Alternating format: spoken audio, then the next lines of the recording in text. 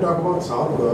I think Churchill तुमच्या साईडच्यान खूप Churchill हे सदोदीत कशें आसा, चर्चिल हो स्टेट फॉरवर्ड मनीस.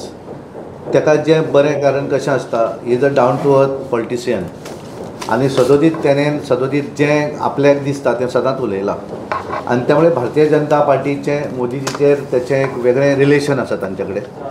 आनी म्हणून मोदीजी ज्या वेळाचेर गोंयांत आयिल्ले मडगांव, तेन्ना ते स्वता तेंचें भाशण आयकपाक ते बशिल्ले. आनी तेणें म्हाकाय सांगलें की आपल्याक मोदीजीचें भाशण खूब आवडटा आनी मोदीजी तांकां वळखतात.